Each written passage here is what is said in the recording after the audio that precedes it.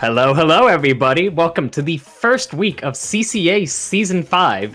My name's Nikki. I'm joined here by my wonderful teammate, JayMoney. Hello. Yeah, Jay, how you doing today? Just the nerves. I mean, that's as to be expected by me, but... Yeah. Of course.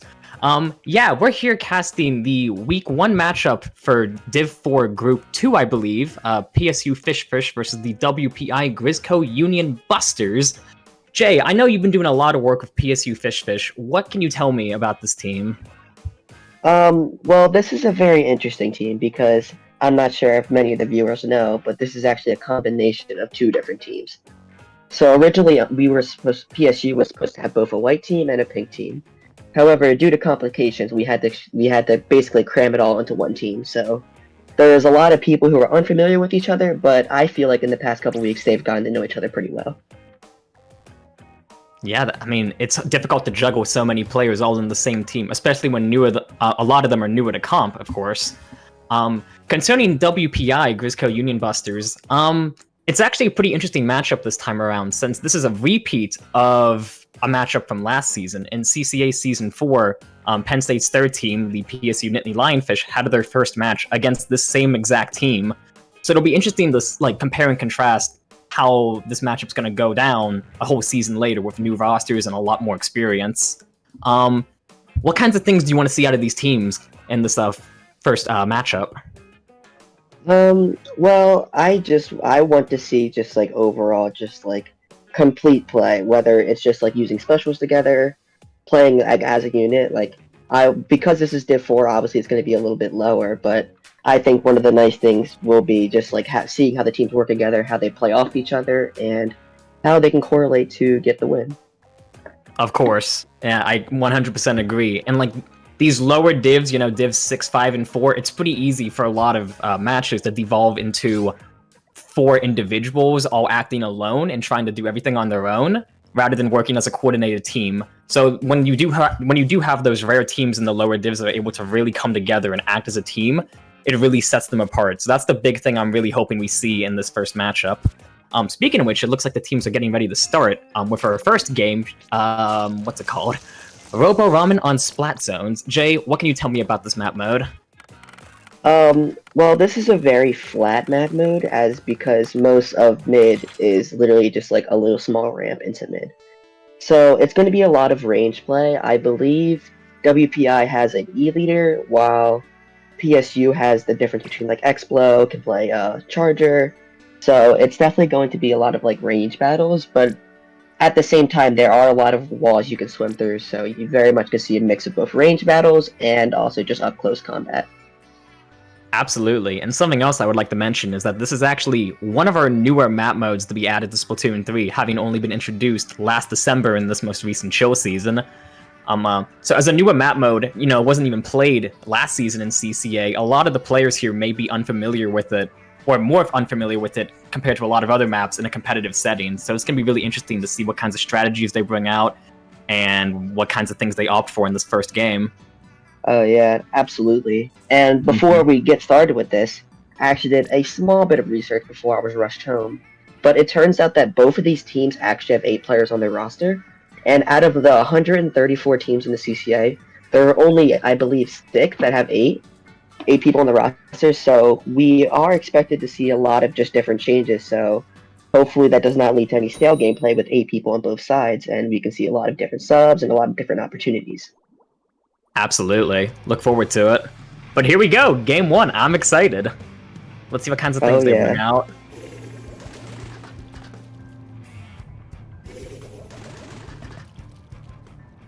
So right off the bat, a very interesting comp from WPI. The Big Swig is already very bold, but pairing Big Swig with a Dynamo Roller is unheard of. And then with another Blaster, wow, that's crazy bold from WPI. Looking forward to see how they make it work.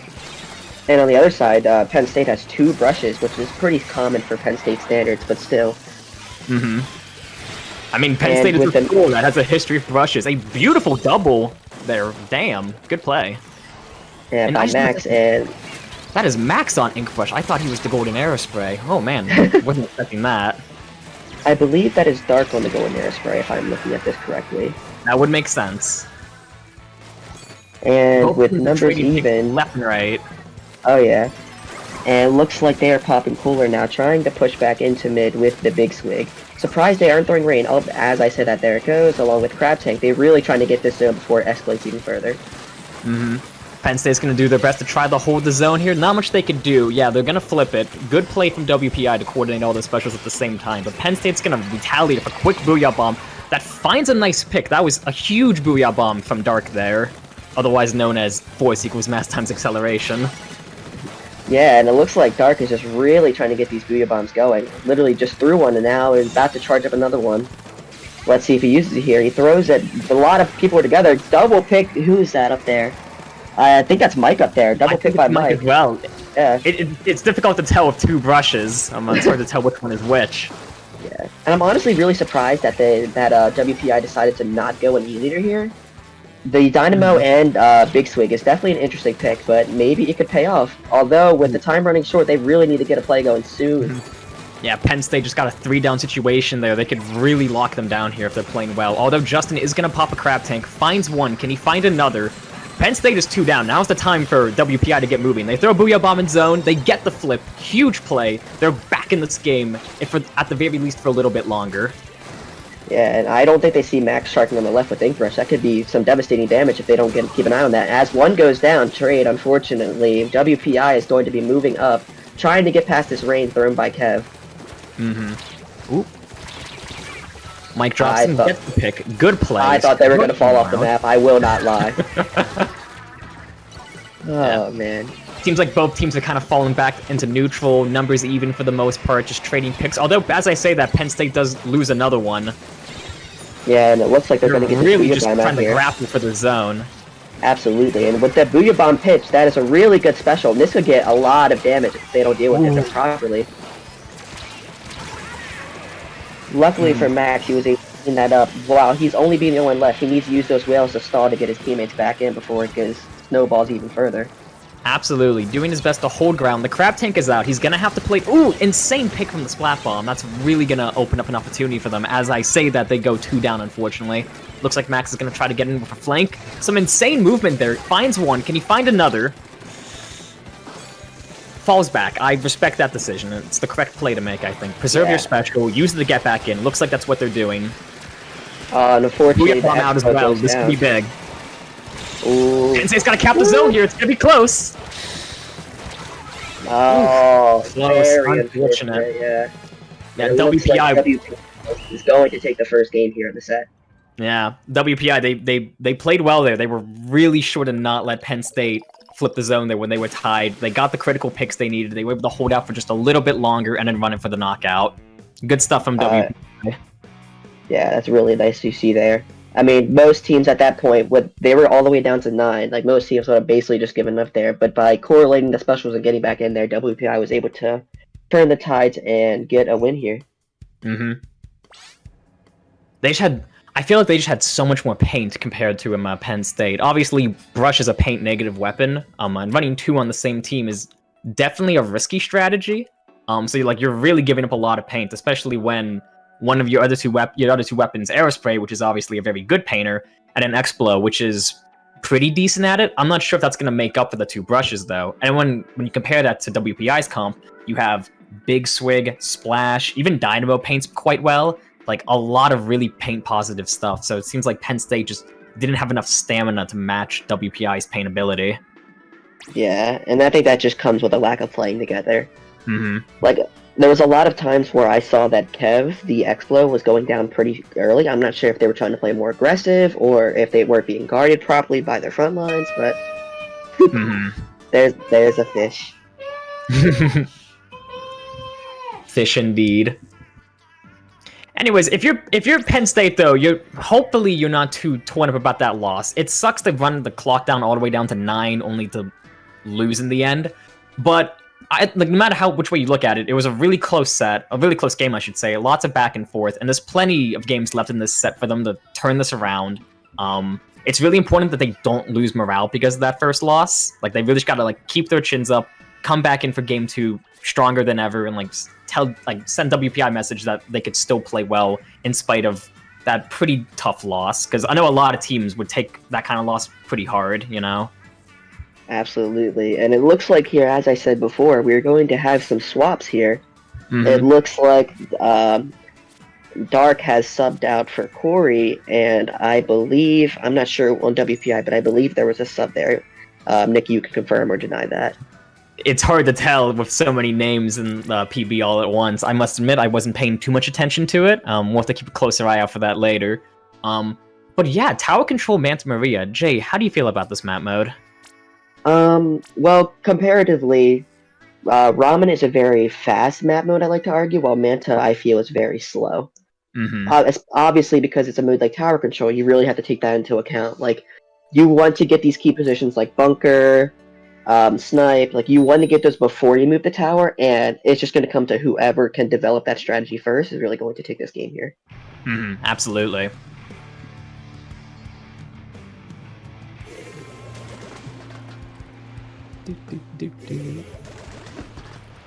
It seems that... Oh, I'm not trying to say that. Gribsaraf swapped in for Garrett between games. That was the stuff from WPI we missed. Alrighty, and looking at the comps here, it looks like Max has switched to Try, and it looks like PSU is running a very, more passive comp between the Jet Squelcher and the Forge, while WPI is getting a little more aggressive, taking out the Big Sweep for dualies for more added pressure. Yeah, absolutely. Both teams are playing pretty passively here. No one's really trying to go in. I say that as the Tri-Slosher from Penn State goes down. I'm just having loads of instances of commentators curse today. Really big play from Mike there, taking 2 down with them. Obviously, you would love for him to not trade there, but, you know, taking 2 down for the price of 1, you're not going to complain with that. You're still numbers up.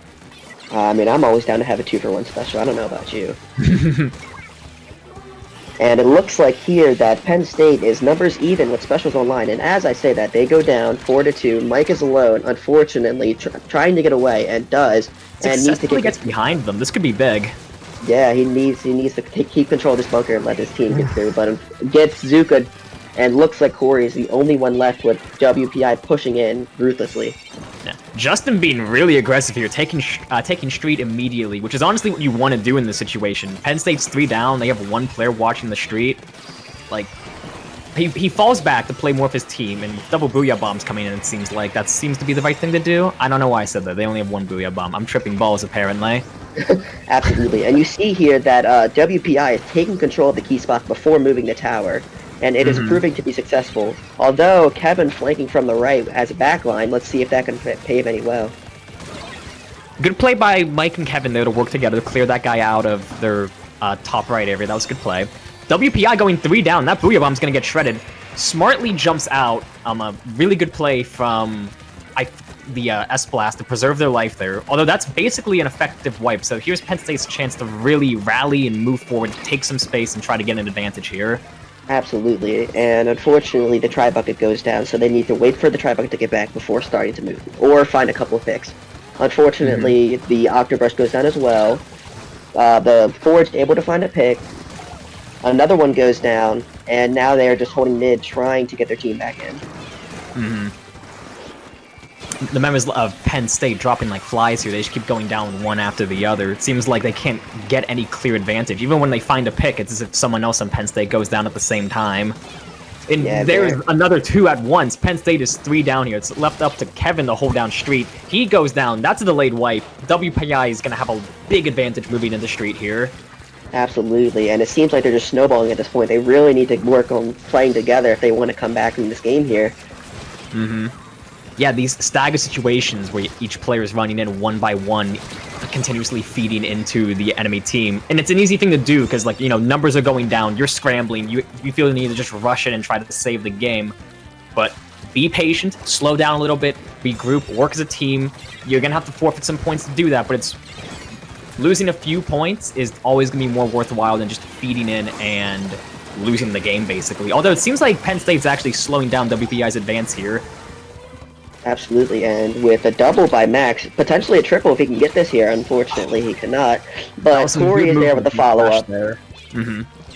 WPI with Cooler able to get everything right back into mid control. It looks like Penn State is really struggling to get control of their key points here. Yeah, WPI has been doing a really good job just in here holding down the bunker area. That's that key critical location that you want to hold in order to get far in this map, and he was doing a good job at it for the longest time. Corby finally comes in and takes him out of bunker. Hopefully with her reestablishing that key position, Penn State could hopefully get a bit of momentum here. They have a minute left in this game. They're going to have to like start moving now if they want to get anything done. Oh, absolutely here. And it's just Penn State's just constantly just like playing a part. Like you notice, like Max is alone right here. Unfortunately, he doesn't have any teammate support. But I say that as he's able to find a pick, they just really need to get one more wipe and just really need to get this going if they want any chance of coming back. Zuka out from WPI. Max has to lay low for a little bit, wait it out. Jumping in, hoping to find some picks. What WPI is Cooler out, so these picks aren't going to be worth much with them respawning instantly.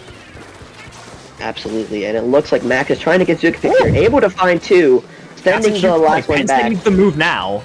Absolutely here. No one is getting into bunks. As I say that, Penn State moving the tower, keeping it into mid, trying to find any hope to breathe, but WPI is just not having it. With the GG Booyah Bomb here, it looks like this is going to be game.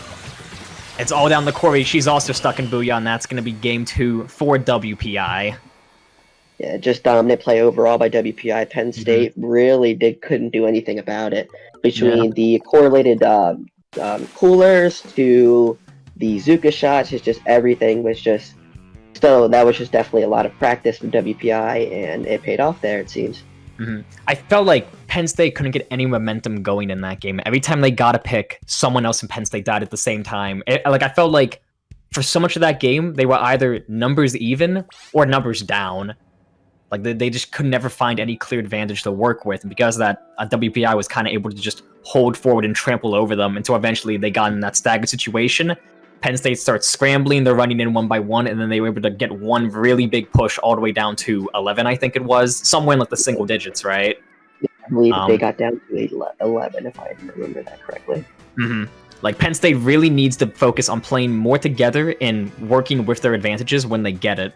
When someone gets a pick, they got to communicate that to the rest of the team, and then they got to use that manpower to really take some space and secure a clear advantage. Because right now, they're just not doing that. They're getting picks, but it's almost as if those picks don't mean anything because they're not moving with them. Yeah, for sure, for sure. And it looks like... On to... Oh, yeah, you had something to say there? Nah, I was just going to introduce us to the next map here, Rainmaker Sturgeon. Yeah, Jay, I know you have some thoughts on this one. Do you care to explain? Not really. This is kind of just like a mediocre map for Brush, and I personally don't really enjoy it that much. But, I mean, I personally, on the contrary, I do like Rainmaker a lot, so definitely going to be a fun one indeed. I guess talking about Sturgeon specifically, this is one of few Rainmaker maps in this game, I feel, personally, where both routes are actually semi-viable. You have a safer, more consistent route by going up in the top left by the spinner and trying to, like, you know, work around those cycles and move in as a team. Or you have, like, the more risky, dangerous route by going right all the way up their ramp, onto their plat, and then up to the final check there, which is... It's faster, but the defending team obviously has high ground the whole way up, so it's definitely more risky. Generally considered to be only worth doing when the attacking team gets a wipe, or if they have like a lot of really strong specials going on in that area, and they feel like they could just punch through the defending team's defensive line. So it's going to be interesting to see which paths these teams opt to take, and whether or not they feel the need to adapt on the fly, you know, being like, oh hey, like we're going to go top left, except actually, wait, top left is really like well fortified, so let's switch gears and go right instead.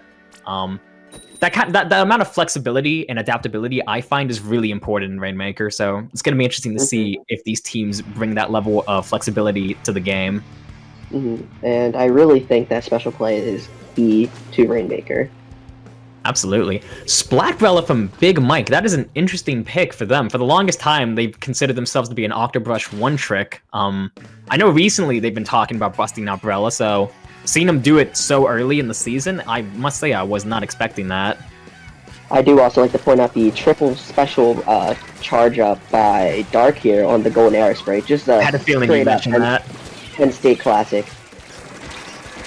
WPI finds themselves with an early 3-down situation. There's the wipeout. They gotta go. Like, they're gonna get a lot of momentum off of this. Yeah, early checkpoint here by WPI. Penn State with the high ground really needs to hold this off so it doesn't escalate any further. Doing a good job holding their ground, I say. Effective trade on both teams. 2v2 situation, they just keep trading picks left and right. That's the defensive inkjet from Max. But he misses the shot, letting the Rainmaker just run right up to the final check and get the score all the way down to 7. You don't want to see that if you're Penn State. That is a lot of points by WPI, really taking the opportunity of the fact that Penn State eventually was just caught lacking there. With specials, Mike was an inkjet and Kev was on the other side of the map, so WPI just said, nah, I'm gonna do my own thing and just run it all the way down to 7. They leave it for a reset, probably the correct play to make given that the Rainmaker was so far back in their own base. It's going to be difficult for Penn State, especially if them getting wiped again, but by no means is this an unwinnable game. If they just really come together and get one good push, they could totally turn this game around. There's still plenty of time left.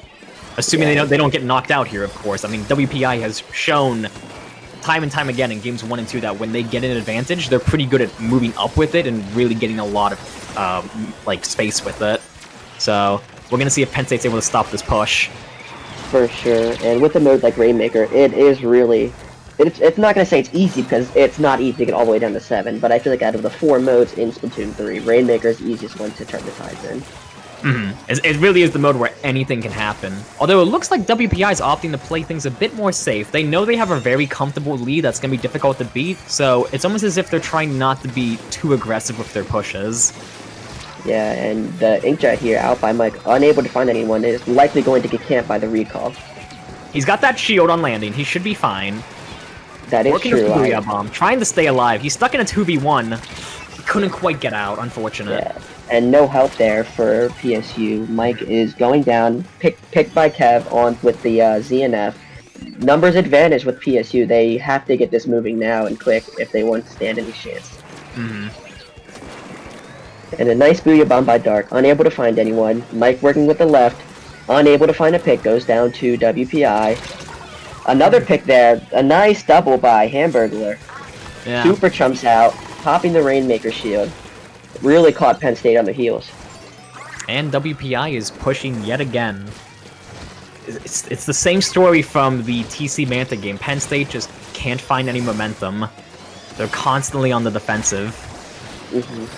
A defensive inkjet out from Max. He gets canceled. Mike comes in for the pick. Can he get the kill on that other guy there? It seems like they just traded. Yeah. And with another Booyah Bomb here out by Dark, maybe this can be what it takes for Penn State to get their feet in the ground. Finding one pick here. Rushing in alone. This could prove difficult for WPI. On the Rainmaker. No help with the Rainmaker. Finding a trade. Goes down. That's a delayed wipe. Like Penn State's got to go right now. Yeah, they really need to pop this, maybe push to the right or the left, whatever they prefer. WPI is running right back in here. Penn State is not moving, surprisingly. Yeah, Max opts the Shark there instead of moving up, taking the snipe and controlling some space down in their court. An odd play from their part, but maybe they're planning on going to the top left instead and wanted to wait a little bit. Nice shot at the inkjet. That was definitely not a free shot by any means. Yeah, and now Penn State has the numbers. As I say that, it flips around in WPI's favor. It looks like Max is going for a flank here. He really finds one. Can he keep it going? It looks like there's super chumps out. He's trying to find more picks. Unfortunately, goes down to the Dynamo here. And another pick by Dynamo. Another a triple by the Dynamo. Almost falls off again, and that is a delayed wipe. WPI is just here to hold the Rainmaker and get their 3rd point in the set. They opt to push in the last 30 seconds. A risky play. If they die in those last 15 seconds, they're gonna have to deal with overtime. It looks like they're gonna play it safe. I don't think they're pushing here. I think they're... Yeah.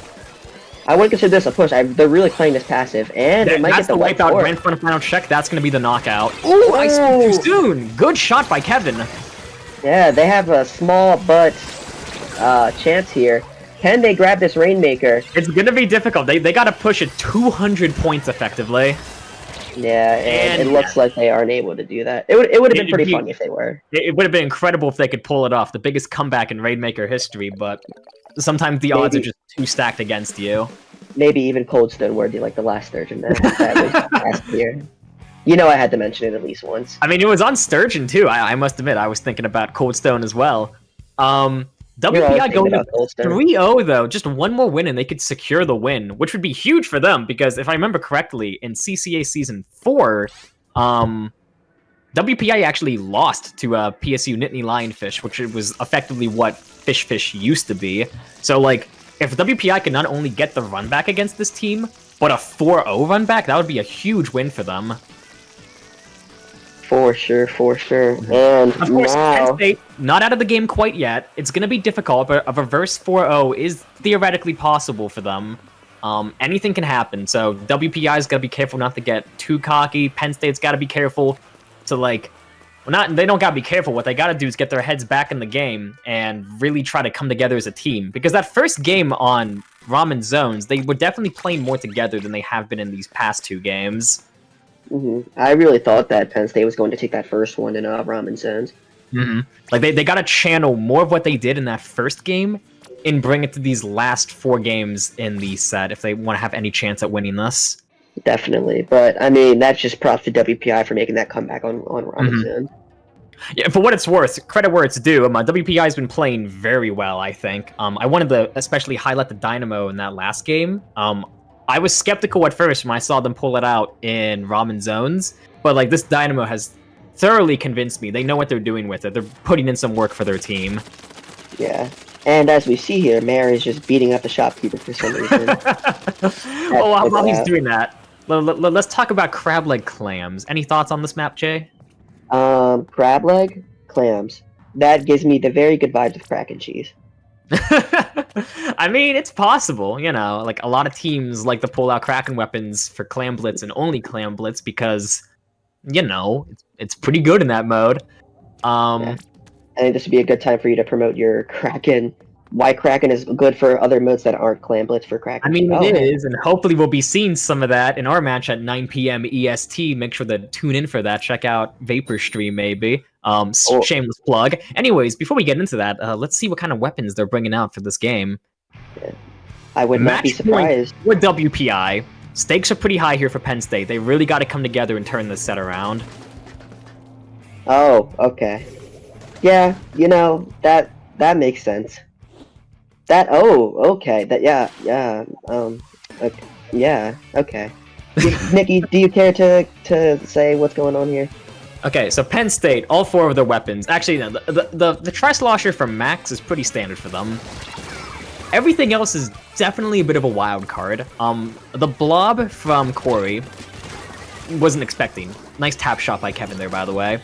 On the topic of Kevin, I did not know they had a pencil in the weapon pool. I always considered them to play like the more traditional chargers, like ZNF as we saw in that last game, or V-Charger with Vacuum. So pencil is definitely a new thing for them. And then you have the Blob Deco from Dark for that Kraken cheese, as we were just talking about, so they did up for a Kraken weapon. But yeah, Double Blob is an extremely interesting choice from Penn State. Well, hey, I mean, it's a minute in, and WPI has not scored any points yet, so I would just consider that a W for PSU.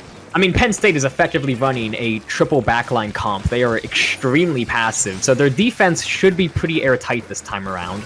The issue is going to be pushing up, which unfortunately, that's the thing that Penn State's really been struggling with in this set.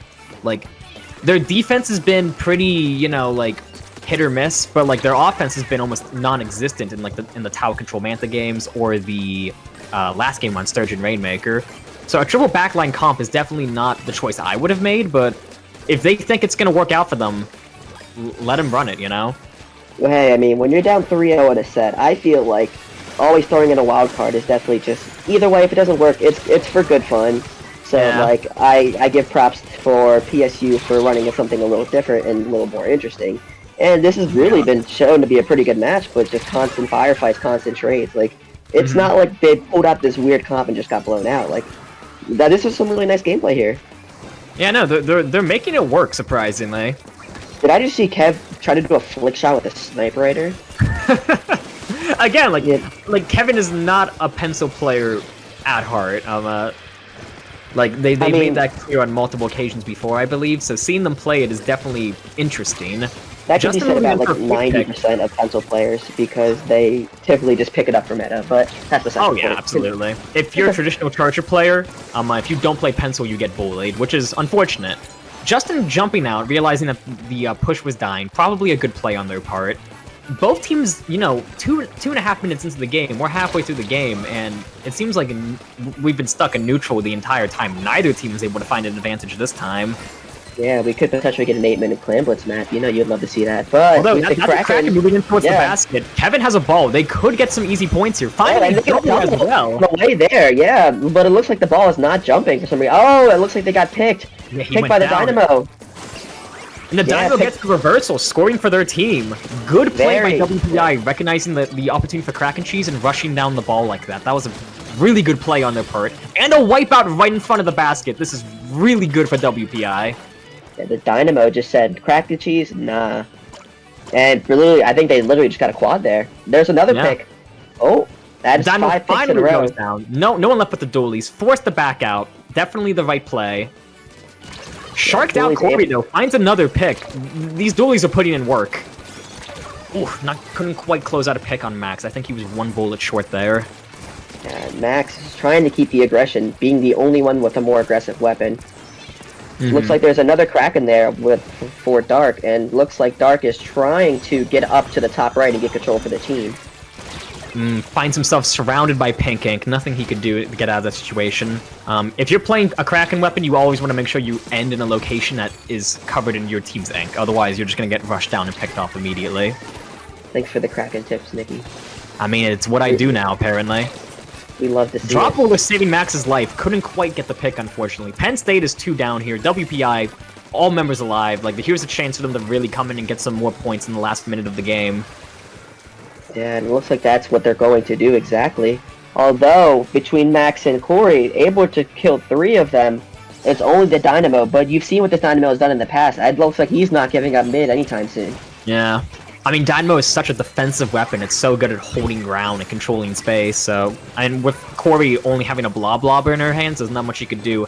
Penn State going 3 down. Max is stuck in a corner. That's a wipeout. This is going to be big for WPI.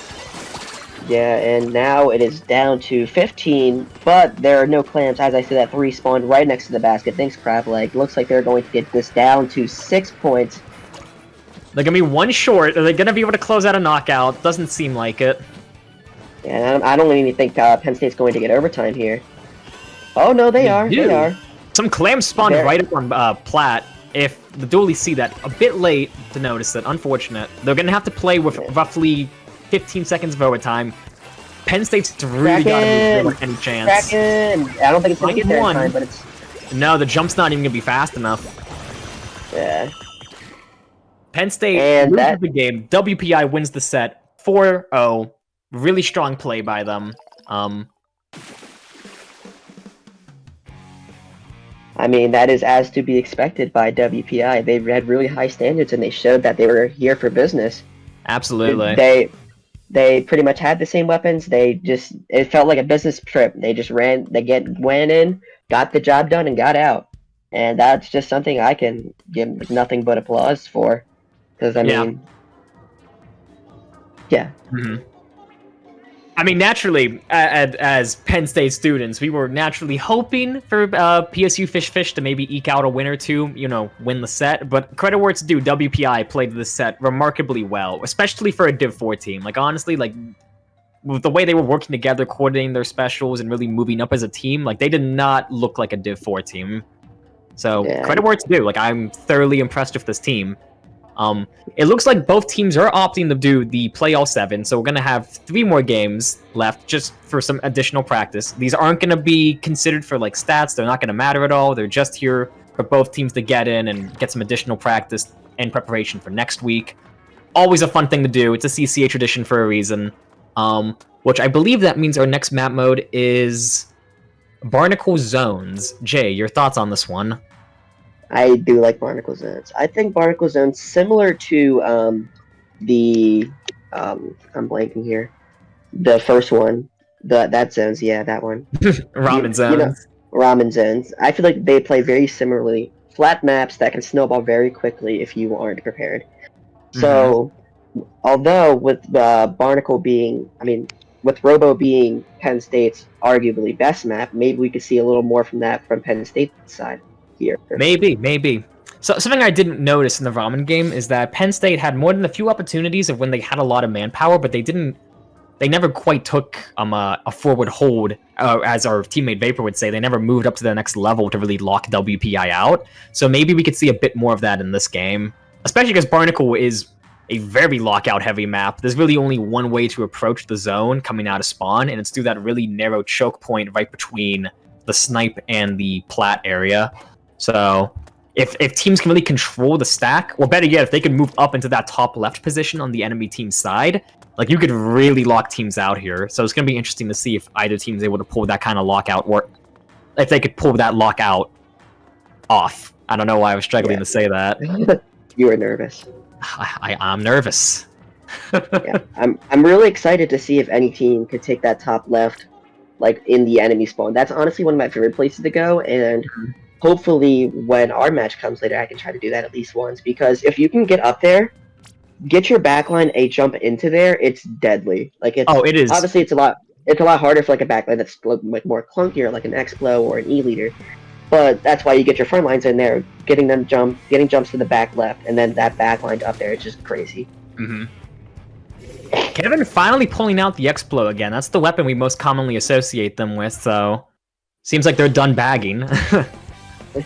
Yeah, and both teams are running pretty normal stuff for the most part. Sometimes in the playoff 7, you like to see teams pull out more unorthodox weapons, get some practice on weapons they've been meaning to try out in comp, but don't have the confidence to use in games that actually have stakes attached to them. But it seems like both teams are opting to play things very vanilla here. And anyways, Penn State is 2 down right off the bat. Make that 3 down. Surprisingly, it's taken WPI about 25 seconds to cap the zone, even though PSU was down a lot. I'm not sure if they wanted to get up first before capping the zone, or if they just didn't know about it, but we will see if that proves them helpful here. A big splashdown by the Dualies finds 2 for the wipeout. WPI can really move to that top left position if they want to, and it looks like that is exactly what they're going to do. Are they going to get in the top left? And will they hold it, though? That's the real question. They're playing really aggressive on that top left. I would personally play back here, so if they go down, it doesn't matter too much. They can afford to be aggressive here. That is very true, and this is just play you just love to see from WPI, like getting the picks, getting up, and just dominating. Like, you just love to see it. Mike is very alone, stuck in zone, gets pincered there, not much he could do. Looks like Penn State's gonna have one more chance to get back into this game. Let's see how they handle it. There's a rain there on the side of Kev. Unfortunately, unable to get anyone. That is 2 people down for PSU, and they are unable to get this zone here. WPI is, I don't know if we call this taking game 5, but like, it doesn't really matter. But still, just dominant play by WPI. Stuff to just continue to be proud of. You know, that was almost the textbook way you want to play that map mode. Like, they moved up, they got the zone a little more slowly than we would have liked, as you mentioned at the beginning of that game. It took them a whole, like, close to 30 seconds just to cap the zone, despite Penn State being 3 down. But then as soon as they got that wipeout, they immediately moved up to a really aggressive holding position up in the top left. And then from there, by the time Penn State finally got them out of that forward position, it was too little too late. They had 20 seconds left to, just run into the zone, and by then they were out of time. Yeah. So, good job on WPI. That is almost the textbook way you want to play Barnacle zones. Really good stuff from them. Sorry, apologies. Yeah, you just love to see it. And now we are going to get ready to head into Game 6, which is TC... Haggle. Haggle. Oh, the Aerospray Special, as I like to call it. It's a personal favorite map mode of mine. Maybe debatably the best map mode in the game, I'd say. I'm sure Mayor would disagree with me. But no, like... Did you just say TC Haggle was the best map mode? It's up there for me. And as I understand it, I know a lot of other... this one's pretty popular, so... No. And in it being so popular, it means a lot of teams usually have, a pretty solid strategy for this one, so it's going to be interesting to see what kinds of things both teams pull out. Speaking of which, it looks like Penn State is putting in Stego for the first time, one of their newest members. As well as Soul as well. I hadn't even noticed that as well. Yeah. Yeah. Still rocking the S music note. Soul is a veteran of Penn State's second team from last season. one of the more experienced players on this team. They were playing in Div 3 last season, so Div 4 should theoretically be a step down for them. It's going to be interesting to see what kinds of things Penn State pulls out here. New players obviously means new weapon pools, which have to mesh with each other in a different way as well, so...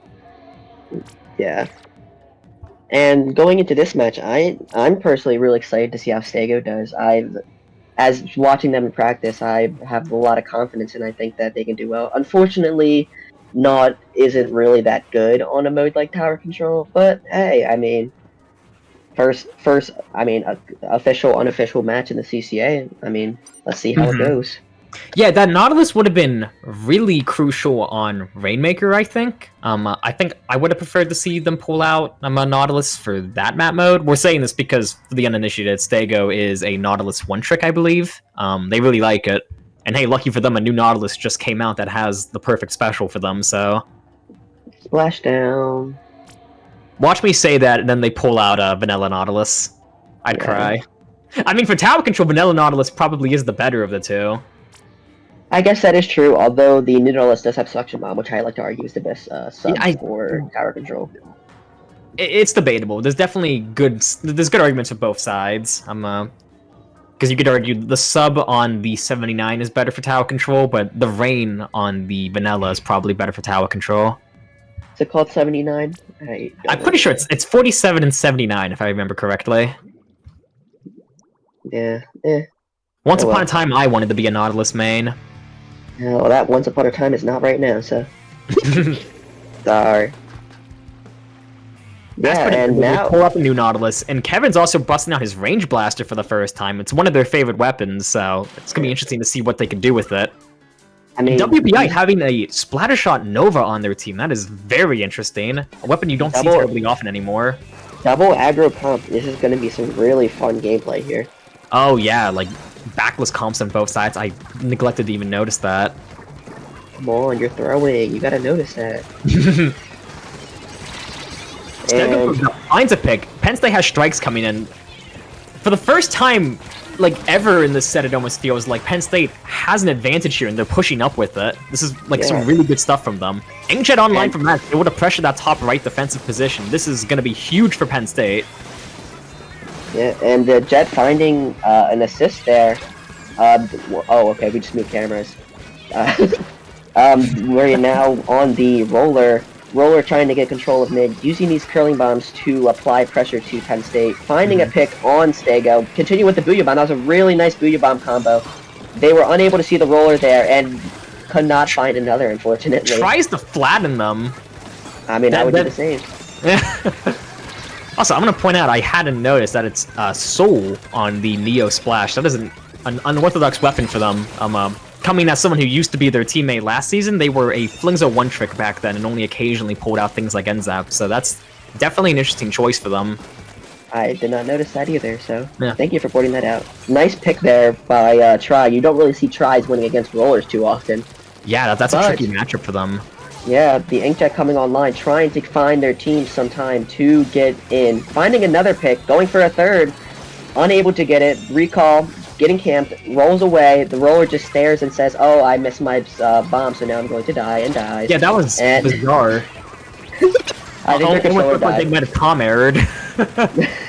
They were nervous. Be nice to them. WPI throwing everything they have at the tower, taking an unusually long amount of time to stop it. Penn State is really moving up here, doing a good job keeping WPI off the tower. Falling back a little bit. I think the aggressive comp is what Penn State needed here. Ooh, Kevin unfortunately unable to get the pick on the Inkjet. Blasters do have a really strong matchup against Inkjet, so I could see his reasoning for trying to push it like that. But when you're right beneath an Inkjet, it's really difficult to shoot straight up at them, especially with a blaster. WPI getting the momentum they finally needed. The Roller applying pressure to the front, getting their tower plenty of free points without any contestation as Soul rushes out, gets the pick, stops the tower in time. Great play there by Soul. Can they find another? Unable to. Kev is there to hold the tower. It's a blaster off. Kev loses the blaster off. The S-Blast is rushing Stego. Stego's the last one alive. Can they get holding their own surprisingly well. They eventually go down. Penn State loses the lead. I mean, there's not much Stego could do being the only one alive stuck in the corner there. And Penn State goes 3 down again, leaving Kevin alone to stop this push. And push stopping they will, because they are able to find one. Going for a second, able to find the second, moving around. The roller is holding the tower, finding a trade, and Penn State is going to get this stop here. Try moving up, trying to get control of mid. Unable to find a pick. Assist goes down. Someone else must have gotten them. That was Kevin working with them. Oh, you love to see the teamwork. We might see an Inkjet here. We also have triple splashdown online. I have not seen that once this game. Let's see if Stego can get that going. But they really need to move this tower here. Numbers advantage. Specials online. Max 3 down. This is going to be big. Yeah. And the Neo Splash has strikes as well. Let's see if we can get these out as well. Get pressure for the snipes. Seeing the strikes out. Finds a Gets a trade. Better than nothing. Their splashdowns unfortunately get wasted, leaving only Kevin alive. Ooh. Nice shot. That was do or die. Eventually gets taken out by the S-Blast, but like both teams just trading picks left and right. Penn State is desperately trying to like get any amount of momentum so they could turn this game around, but they're really struggling to get past that first checkpoint. And it looks like the S-Blast is already just like prepping this GG Booyah Bomb, getting it cooking now. Just holding on to it, like this would be a good time to use it, but they're just holding it. They're like, nah, I don't need it. I don't need it. I don't need it. I mean, hey, with 30 seconds left in the game, like if they want to, they could just hold it until we hit 0. GG Booyah, hard to beat that. Yeah, I mean, they've used more burst bombs in the past 30 seconds than their main weapon, so they're just playing passive, and you can't really do anything about it. I mean, gotta play how you gotta play. Like now they hold the Booyah Bomb for 30 seconds, and now they just have a way to just stop the tower, and there's nothing Penn State can do about it. Penn State's gonna need a miracle to turn this game around. I mean, GG Booyah isn't unbeatable, but in this case, it might as well be. Yeah. You know, sometimes in some very fringe cases, GG Booyah can actually go wrong, and teams can somehow manage to hold tower through it all. But yeah, 90% of the time, there's not much you could do, and in that case, they used it really quite well. Throwing it right at tower, having someone right there to hop on tower. WPI, again, we've been saying it all set, but they're playing really well right now. And this is why I want to play Golden Aerospray the actual set at 9 p.m. tonight. Well, I mean, hey, if we get the 4-0, then you know, Game 6 won't have any stakes. Speaking of which, if that was Game 6, that means we're moving on to Game 7. WPI may very well be able to get the effective 7-0 sweep, which would be a big deal for them. Like, it's definitely a powerful feeling to know that you could win every single map in the play all 7. Especially being... Looks like Mayor's trying to send you some subliminal messaging. If I should play the Golden Aerospray, switch back to the Golden Aerospray and tap it a bunch of times. Wait for it to go through. No.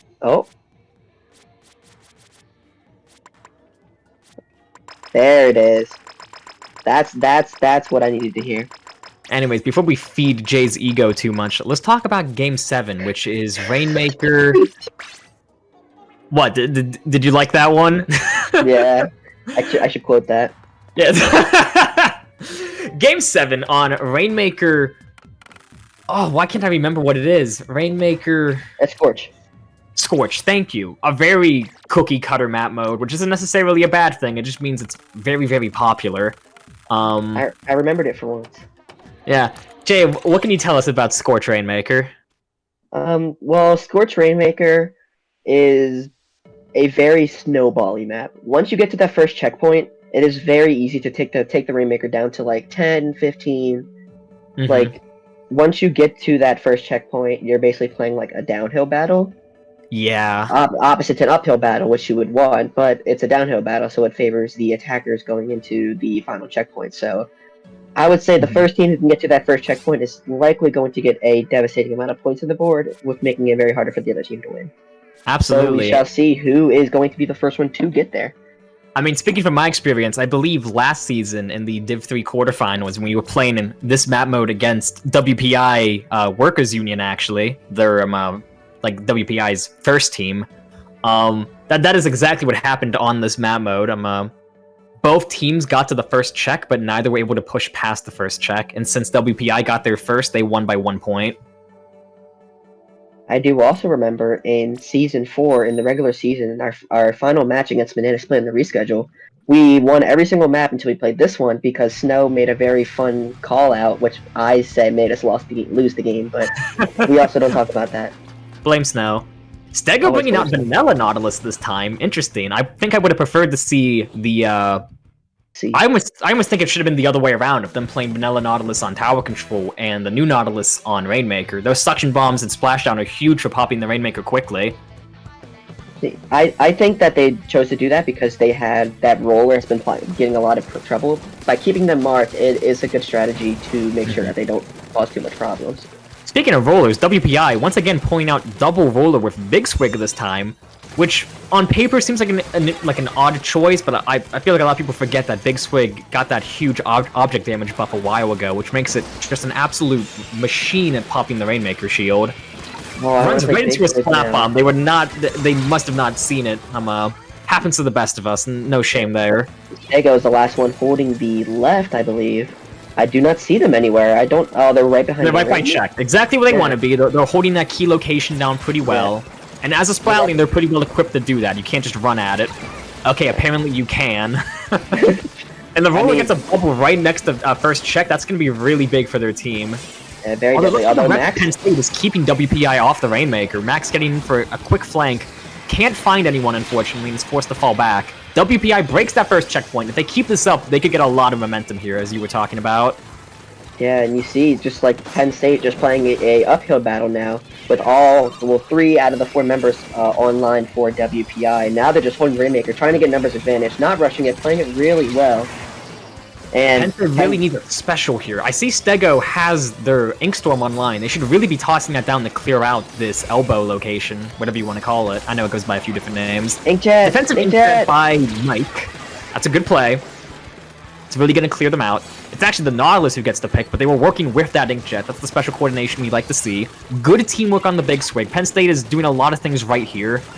And another one goes down. Like, oh, like where has this Penn State been all set? Like, this is the kind of play we need to be seeing from them. Yeah, Mike is getting a whole bunch of Inkjets with this Brella here. It feels like they're not even really playing the Brella, they're playing more so the Inkjet. And the roller coming in with the curling bomb, telling people why it's a lethal bomb. The pre-cooked curling bomb combo, that was bold. I mean, Penn State going 3 down, unfortunately. Max has to fall back. WPI could push this, and it looks like they're going to. Maybe they'll get some points past checkpoint this time, but get stuck on the corner there.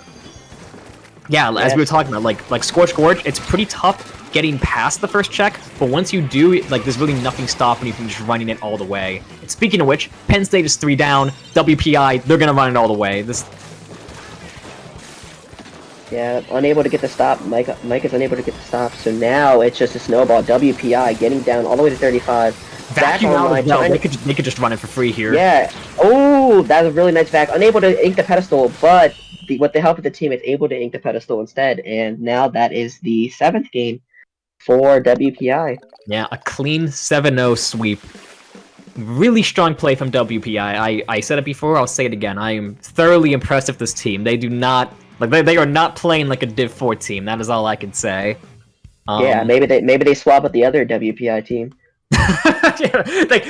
This could just be the workers union and Div 2 sandbagging and using the aliases to pretend they're the union busters for all we know. True. But yeah, congrats overall, to WPI on the win. Of course, like they played well. Even though we wanted Penn State to do a little bit better because we are Penn State students and we want to cheer on our friends, you can't deny facts. And WPI Union Busters, they did well tonight. Yeah, and overall, just like everyone, like obviously it's hard to play with a team that you haven't like really played with, and this Penn State team is just a whole bunch of people who don't really have that much chemistry with each other. And this WPI team has been in the league for at least like 2 seasons now, I believe, if I remember correctly. I know they definitely were in it last season. I believe there was season 3 as well, with the first team winning in both seasons 2 and seasons 4, and I think 4 and 3, or was it 5 and 3? I don't really know. Anywho, it's not really about them, but. Point is, WPI, they're a good school with a long history of Splatoon, and like to a newer team like FishFish, where you have a lot of newer players working with more experienced players, you know, there's a lack of synergy. It's definitely gonna be a tough matchup. Which is why my best advice to Penn State here, you know, it sucks to lose your first match 0-4, but there's plenty of season left. Keep your heads up. Come back stronger for next week. You could still turn this season around. So no need to take it too hard. Absolutely. There's plenty of season left. And it's not like you got, like, even though the score sheet says 4-0, there still was plenty of opportunities, like the first map on zones where you played really well, and unfortunately, just like a last-minute comeback just kind of ruined like a point or two. Because at least for someone who's been playing in the CCA for a little while, winning the first game it typically leads to winning the rest, because it's really hard to regain momentum after losing a match. Well, yes, something I always said last season when I was captaining Lone Rock Sirens was getting that first win is so huge, because not only is it good because like, you won the set, but it creates fear and intimidation in the other team. All of a sudden, they're scared of you. And, like, I think it was Vapor who said, like, you can't get anywhere in this game if you're, like, too afraid to go in and take fights. So as soon as you establish that level of fear and intimidation, it's really easy to just run away for the rest of the set. And it looks like that's exactly what WPI did, so good on them. PSU FishFish, plenty of season left. Practice hard, come back stronger for next week. You guys, like, you'll be fine. Yeah, for sure. So, yeah, it looks like that is all we have to talk about here today.